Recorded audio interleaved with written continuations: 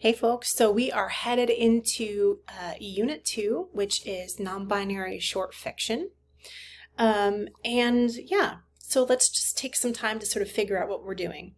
So the first thing, as always, is just to kind of check back in with your peers and see their comments on the Heifner piece that we read. All right, just kind of dip back in there. It's just nice way to refresh ourselves, make connections, right? Because I am going to ask you to make some connections today, as always, between like the piece of scholarship that we've engaged with and its connections to these worlds that non-binary folks are creating through various mediums, all right? So go ahead and do that.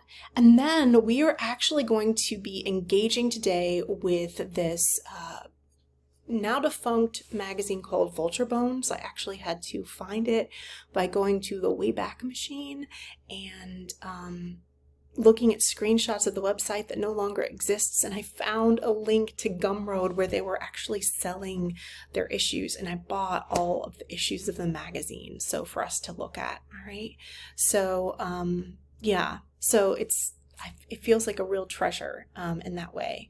So Vulture Bones examines poetry and short fiction in the sci-fi, horror, and fantasy genres, which is really cool. So the first thing that I want us to do is just to learn a bit about Vulture Bones, right? Check out the journal's website for sure, and then also kind of check out this interview with the journal's former editor, B.R. Sanders, who's on a bit of a hiatus right now. So their website is also not necessarily updated. But just kind of check this stuff out, right? Because this really is a treasure. And it's really hard to maintain, right? Creative writing magazines. It took a lot of effort. So let's just really appreciate this, all right? And then from there, I want you to read, there are two short stories that I want you to read in Vulture Bones. One is from issue 1 and the other is from issue 3. But there are actually two selections in each. So I want you to read the letter from the editor, from B.R. Sanders, in both of the issues, just to start off with, because I think it's nice to hear from them. And then I want you to read the piece, like one of the pieces from there. Now you're going to notice that like with these hyperlinks, both of these hyperlinks lead to the same place. They're just going to lead you to issue number 1, and I want you to scroll down to pages, well, first to read after you read, the letter to the editor, then scroll down to where I want you to be in the magazine itself and just read that short story, all right? And then do the same thing for issue 3 as well, okay? So just keep that in mind, all right?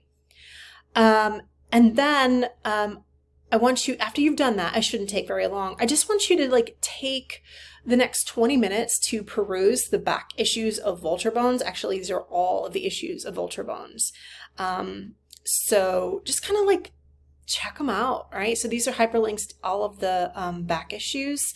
And as you're browsing, I want you to consider questions about what you're noticing about the vibe of the piece. Also, if we're thinking about non-binary world building, how are trans and gender nonconforming authors regarded in the publication? How does the publication regard and treat its readers, right?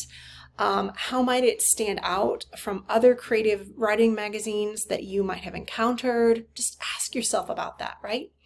And then after you do that, we're going to kind of transition into the next bit, which is to kind of take a moment to reflect on what you've been engaging and how it connects to the Heifner piece that we read for homework, right? So what connections do you see between what Heifner's talking about and Vulture Bones? So why does that connection that you're identifying matter? Why does the publication matter?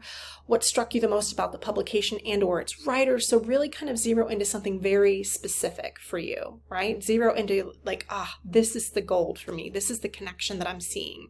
All right. So once you've done that, write a 4 to 5 sentence little paragraph and then share that to the Unit 2 chat. Okay.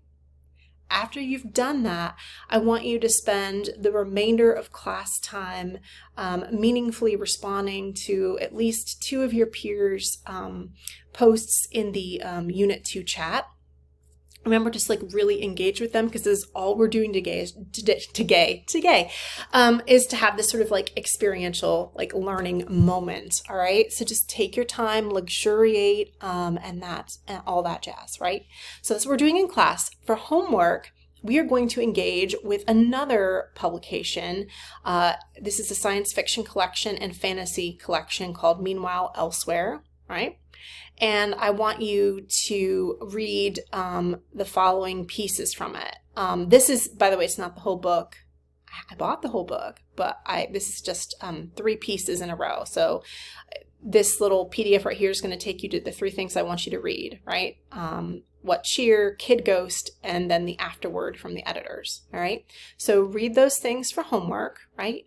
And then before class, I want you to jump back in to the U2 chat, right? And then post another piece that is just like a 2 to 3 sentence response to that assigned reading, right? And it can be anything, right? So you can be like, this one character really stuck out to me, or this ending really surprised me. Anything that you want in response to the pieces that you read in Meanwhile Elsewhere, right? So that is what is for homework, all right? So let's have an awesome day in class and just really dig into our first day in this unit and have a good time. All right.